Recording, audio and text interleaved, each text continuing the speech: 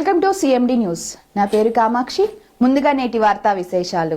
కరీంనగర్ జిల్లా సైదాపూర్ మండలంలోని ఆకునూరు గ్రామంలో నూతన గ్రామ పంచాయతీ నిర్మాణంలో మరియు శ్మశాన వాటికల పనుల్లో పలు అవకతవకలు జరిగాయని గ్రామానికి చెందిన రాజిరెడ్డి అనే వ్యక్తి గత నెల 25న కరీంనగర్ జిల్లా కలెక్టర్కు ఫిర్యాదు చేశారు. ఈ విషయంపై బుధవారం రోజున Huzurabad incharge divisional level panchayat officer Srinivas గ్రామంలో విచారణ చేపట్టారు. ఈ నివేదికను పై అధికారులకు అందజేస్తానని డివిజన్ లెవెల్ పంచాయతీ ఆఫీసర్ పేర్కొన్నారు. ఈ విషయంపై మాజీ సర్పంచ్ రమణారెడ్డి వివరణ కోరగా నిబంధనలకు లోబడే ఎలాంటి అవినీతి తావు లేకుండా గ్రామ అభివృద్ధి కొరకు చేశాము అని అన్నారు. గ్రామానికి విరాళం ఇచ్చిన పద్దులో కొంత సొమ్మును సొంతానికి వాడుకునే విషయం తెలియజేయడం గురించి ఆ విషయం మీతో మనవి చేయడం ఏమనగా తాజా మాజీ సర్పంచ్ ముత్యాల రమణారెడ్డి గారు ప్రజలకు సేవ చేయాల్సింది పోయి ప్రభుత్వ నిధులు దాదాపు 40 లక్షలతో అభివృద్ధి పనులు దారి లేని గ్రామ పంచాయతీ నియమనిబంధనలు పాటించకుండా తన ఇష్టానుసారంగా నిధులను ఖర్చు చేసి అధికార దుర్వినియోగం చేసి బిల్లును పొందుతూ ప్రజలకు ఇబ్బంది కలిగినప్పటికీ మాజీ సర్పంచ్ మరియు అధికారులను విన్నవించుకున్నా పట్టించుకోవడం లేదు. లక్షల రూపాయలతో నిర్మించిన గ్రామ పంచాయతీ దారి లేకపోవడం వలన నిర్వినియోగంలోనే ఉన్నది. కావున అట్టి నూతన గ్రామ పంచాయతీని క్షేత్రస్థాయిలో సమగ్ర విచారణ జరిపించి అధికారులపై మరియు మాజీ సర్పంచ్పై చట్టపరమైన చర్యలు తీసుకుని ప్రజలకు న్యాయం చేయగలరు. మా గ్రామంలో డ్రైనేజ్ నిర్వహిస్తున్న యజమాని ఆకునూరు గ్రామం నూతన గ్రామ పంచాయతీ నిర్మాణ స్థలం కొనుగోలు కొరకు విరాళంగా 11 లక్షల రూపాయలు గ్రామ సర్పంచ్ గారికి నగదు రూపంలో ఇచ్చినట్టు వెంకటేశ్వరపల్లి నివాసి అడిగిన దానికి లెటర్ ప్యాడ్ ద్వారా వ్యాసిచ్చినారు. అట్టి విషయం నా దృష్టికి వచ్చినందున మీకు తెలియపరుస్తున్నాను. కావున అట్టి 11 లక్షల రూపాయలు గ్రామ అభివృద్ధికి ఉపయోగించవలసిన గ్రామ మాజీ సర్పంచ్ గారు దాదాపు 6 లక్షలతో గ్రామ పంచాయతీ స్థలం కొనుగోలు చేసి దారి కొనుగోలు చేయకుండా 5 లక్షల రూపాయలు తన సొంత అవసరాలకు వాడుకొని పదవీ కాలం చూసి దాదాపు సంవత్సరం గడిచినప్పటికీ గ్రామానికి ఇచ్చిన విరాళము గ్రామ పంచాయతీ అప్పగించకుండా అధికారులు దుర్వినియోగం చేసినాడు. అట్టి విరాళం సేకరించిన దానిపై క్షేత్రస్థాయిలో సమగ్ర విచారణ జరిపించి మాజీ సర్పంచ్పై చట్టపరమైన చర్యలు తీసుకుని అట్టి డబ్బులను గ్రామ పంచాయతీ ఖాతాలో జమ చేయించగలని కోరుతున్నాను. మా గ్రామ శ్మశాన వాటికల వద్ద గ్రామస్తులు స్మారకార్థంగా నిర్మాణం చేసిన శివుని విగ్రహం మరియు దాని షెడ్డు విరాళ రూపంగా దాతగా నిర్మించిన దానికి గ్రామ పంచాయతీ నుండి నియమ నిబంధనలకు వ్యతిరేకంగా దాదాపు 1,25,000 రూపాయలు విడిపించినారు. అట్టి దానిపై సమగ్ర విచారణ చేసి అవినీతి జరిగిన డబ్బులను రికవరీ చేయగలరు. మరియు శ్మశాన వాటికలో నిధులతో పూర్తి స్థాయి పనులు చేయకుండానే మీతో కోరుతున్నాను. పైన తెలిపిన విషయాలన్నింటి క్షేత్రస్థాయిలో సమగ్ర విచారణ జరిపించి గ్రామ ప్రజలు న్యాయం చేయగలని గ్రామస్తుల తరఫున మీతో మనవి చేస్తున్నాను. రాజకీయం రాసిండు. ఇప్పుడు ఈ దారి లేని గ్రామ పంచాయతీ ఫోటో పెట్టినప్పుడు ఆ శివుని విగ్రహం సంబంధించిన ఒకటి పెట్టిండు. తర్వాత ఇంకొకటి శివుని విగ్రహంది 2 పెట్టిండు ఫోటోస్. మూడోగా ఈ స్పార్కల్ గ్రాండ్స్ వారి సర్వే నెంబర్ 280లో ఆకునూరు గ్రామం సైదాపూర్ మన కర్నూలు జిల్లా కలర్ గ్రైండర్స్ వారి నిర్వహించున్నాము. గ్రామ సర్పంచ్ గారైన ముత్యాల రమణారెడ్డి గారు అమృత నుంచి గ్రామ పంచాయతీ ఆఫీస్ కోసం స్థలం కొనుగోలుకు మరియు వాటర్ కొనుగోలు చేయలకు 11 లక్షల 11 రూపాయలు అవసరం ఉన్నదని మా వద్దని వసూలు చేసినారు. సంబంధిత సదరు రసీదు కూడా ఎంతవరకు ఇవ్వలేదు. ఇటు రకము 4 లక్షల రూపాయలు 9 అన్నాడు మరియు 7 లక్షల రూపాయలు 24 అన్నాడు.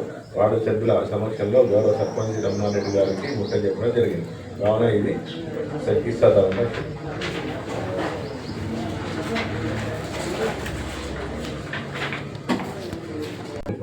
40 లక్షల అభివృద్ధి ఆగ్నూరు గ్రామంలో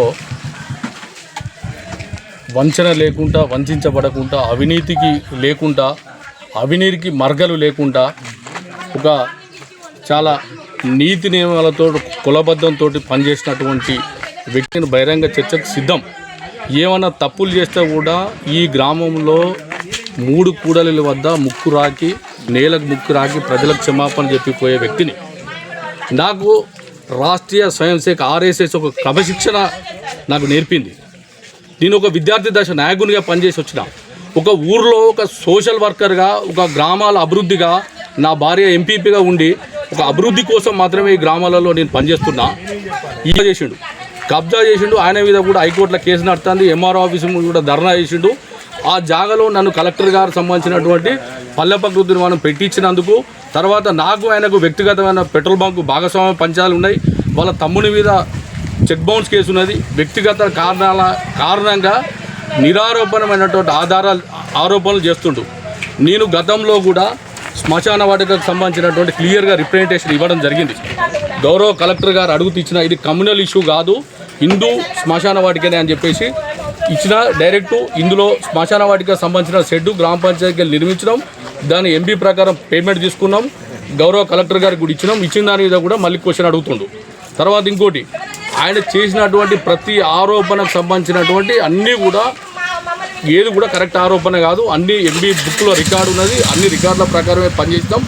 ఆయన వ్యక్తిగత కక్షలతోటి ఆయన నా మీద భారతీయ జనతా పార్టీ అని చెప్పుకుంటేనే ఆయన ఆర్టీఏ కన్వీనర్ పోస్టును తీసుకొని కూడా ఆర్టీఏ కన్వీనర్ అని చెప్పి ఆర్టీఏ పెడితే గౌరవ జిల్లా అధ్యక్షుడు గంగాడి కృష్ణారెడ్డి గారు, గౌరవ ఎంపీ బండి సంజయ్ గారు నువ్వు ఇది పెట్టే తప్పు అని చెప్పేసి ఆయన పార్టీ ప్రోగ్రామ్స్ పిలవద్దు, ఆయన మీద క్రమశిక్షణ చర్య తీసుకోమని కూడా ఆ రోజు గౌరవ ఎంపీ గారు కానీ జిల్లా అధ్యక్షుడు కానీ చెప్పడం జరిగింది.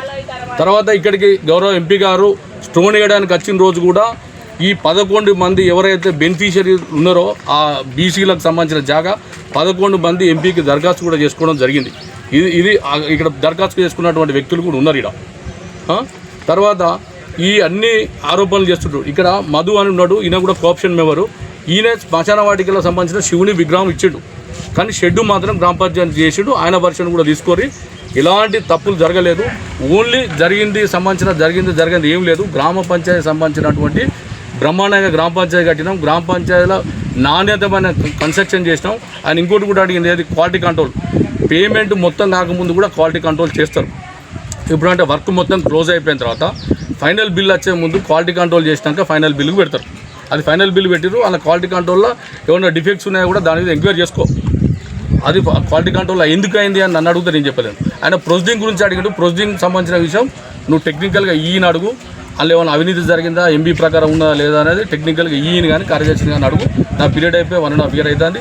నాలో ఏమైనా ఉంటే కూడా నేను రికార్డ్స్ అన్ని వెరిఫై చేసి క్షుణ్ణంగా నేను సమాధానం చెప్పడానికి సిద్ధంగా ఉన్నా. గ్రామ పంచాయతీ సంబంధించినటువంటి దారి విషయంలో దారికి పైసలు ఇవ్వడానికి మేము సిద్ధంగానే ఉన్నాం. ఈ రావుల రాజిరెడ్డి అనే వ్యక్తే దాన్ని అనవసరమైన కాంప్లికేటెడ్ చేసుకుంటా, ఫిర్యాదులు చేసుకుంటా, నీ గ్రామ పంచాయతీలో నేను చేసినటువంటి పనులను ఎక్కడ కూడా అవినీతి మార్గాలు లేకుండా ఉన్నాయి కాబట్టి దాన్ని ఒక్కదాన్ని పట్టుకొని రాజకీయ పబ్బం గడుపుకోవడానికి కోసం రాజిరెడ్డి అనేటువంటి ప్రయత్నం చేస్తుంది తప్ప, నీకు ధైర్యం ఉంటే నువ్వు వచ్చి నా మీద నేను పోటీ చేసిన ఎలక్షన్ల మీద పోటీ చేసి నాతో కొట్లాడు తప్ప ఈ పనికిరాని ఆధారాలను పెట్టుకొని వ్యవహారం చేయకు. ఇక్కడ ఈ ఊర్లో ఉన్నటువంటి ఏ వ్యక్తి కూడా నేనేమంటారో కూడా నాకు తెలుసు, నేను చెప్పదలుచుకోలే. నేను ఏమని కామెంట్ చేస్తానో కూడా తెలుసు. ఇవి నేను చెప్పదలుచుకోలే. వాస్తవాలుగా దయచేసి మీరు అనుకుంటే వాస్తవాలు చేయండి. ఏది మీకు ఏది జరిగిందంటే కూడా నేను నిర్భయంగా చెప్పడానికి సిద్ధంగా ఉన్నా, విత్ ఎవిడెన్స్ తోటి. సైదాపూర్ మండలం ఆక్నూరు గ్రామస్తుని గ్రామంలో జరిగినటువంటి అవినీతి ఆరోపణపై జిల్లా కలెక్టర్ గారికి నియమ నిబంధనలకు వ్యతిరేకంగా మరి లక్షల రూపాయల నిధులను దుర్వినియోగం జరిగినదనే విషయాన్ని మొదటిసారిగా దరఖాస్తు 18/10/2024 రోజున జిల్లా కలెక్టర్ గారికి అప్లికేషన్ ఇవ్వడం జరిగినది. దానిపై 5/12 నాడు విచారణ కూడా జరిగినది. ఆ విచారణలో కార్యదర్శులు గారు ఇచ్చిన వివరణ ప్రకారంగా 2,12,000 చిల్లర పైచిలుకు ఒక పద్దు, 36,000 రూపాయలు ఒక పద్దుగా, ఇవి అడ్వాన్స్గా ఎఫ్టీఓ ద్వారా తీసుకున్న డబ్బులను గ్రామ పంచాయతీలో జమ చేయలేదు అని వివరణ కూడా ఇవ్వడం జరిగినది.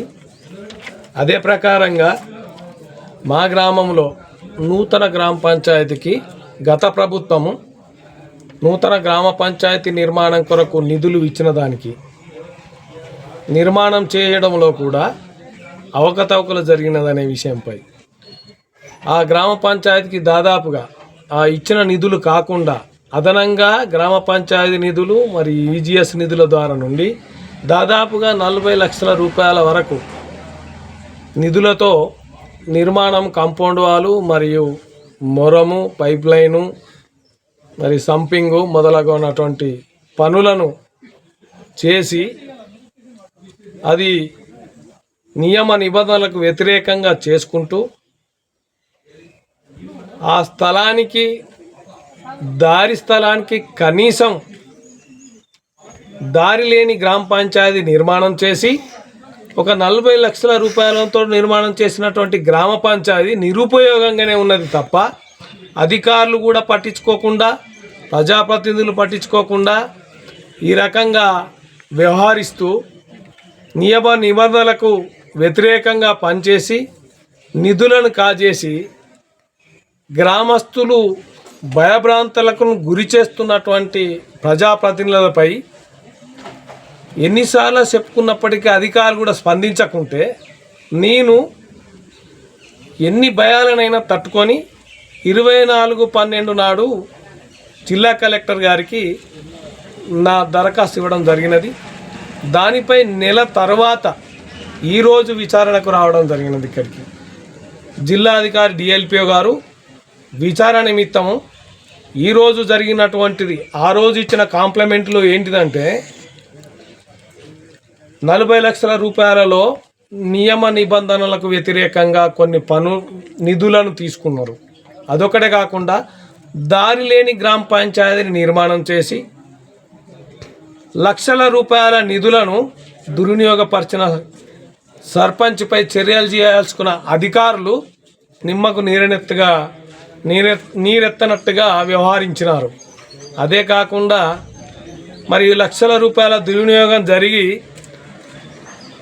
అధికారికంగా ప్రారంభోత్సవం చేసి కూడా ప్రజలు ఉపయోగించకుండా ఉన్న పరిస్థితి దాపరించింది మా గ్రామ పంచాయతీ. మరి ఇప్పుడు విచారణ కూడా మొన్నటి గ్రామ పాలకుల గ్రామ సభ కూడా ఆ సభను నిర్వహించినటువంటి గ్రామ పంచాయతీ స్థలంలో నిర్వహించాల్సిన నిర్వహణ కూడా అధికారులు అందరూ వచ్చి కూడా అక్కడ నిర్వహించాల్సినది కూడా నిర్వహించకుండా ఒక ప్రైవేట్ స్థలంలో నిర్వహించారు. ఆ రోజు కూడా మేము గ్రామ సభ నాడు కూడా మరి పాలకుల కొరకు వచ్చినటువంటి అధికారులకు మరి మా గ్రామ పంచాయతీ పరిస్థితి ఈ రకంగా ఉన్నప్పుడు మీరు ఎందుకు పట్టించుకోవడం లేదు, అక్కడ దుర్వినియోగం జరిగిందని చెప్పినప్పటికీ కూడా ఇప్పటికీ దాదాపుగా సర్పంచ్ గారు దిగిపోయి కూడా సంవత్సరానికి వస్తూ ఉన్నది. మరి అది కార్యక్రమం పూర్తి చేసి కూడా అధికారికంగా కూడా ఒక సంవత్సరంన్నర నిర్వహించారు. మరి అధికారులు కొంతకాలం కూడా అక్కడికి పోయినరు. మరి ఆ తర్వాత ఏ రకంగా దారి లేకుండా నిర్మాణం చేసారు, మరి దానికి ప్రొసీడింగ్ లేకుండా ఏ రకంగా నిర్మాణం చేపట్టారు, మరి ఆ నిధులను ఏ విధంగా ఇచ్చారు అనేది మరి ఇప్పుడు కూడా వచ్చిన డిఎల్పిఓ గారి ముందా మేము దాని గురించి అడగడం జరిగినది. మరి ఒక గ్రామంలో ఒక ఇల్లు నిర్మాణం చేసుకోవాలనుకుంటే 100 క్వశ్చన్స్ అడుగుతారు ఒక అధికారి. ఒక 40 లక్షల రూపాయలను తోటి ఒక నూతన నిర్మాణం చేపట్టిన దానికి మరి నియమ నిబంధనలు పాటించకుండా ఈ అధికారులు ఏ రకంగా ఈ నిధులను విడుదల చేసిండ్రు, మరి వారికి ఇవ్వడం ఎందుకు జరిగింది, మరి పాలకులు అధికారులు అందరు కుమ్మక్కై ఈ రకంగా చేస్తున్నారా, మరి ఈ రకం చేసినటువంటి దానిని ప్రజలకు ఎందుకు ఈ రకంగా ఇబ్బంది పెడతా ఉన్నారు, ఈ ఇబ్బందిని గురి చేస్తున్నటువంటి ప్రజాప్రతినిధులే కానీ అధికారులపై ఎందుకు చర్య తీసుకుంటలేరు. కాబట్టి ఇప్పటికైనా మరి మాకు ఈ విచారణలోనైనా ప్రజలకు న్యాయం చేయాలని కోరుకుంటాను. అదొకటి.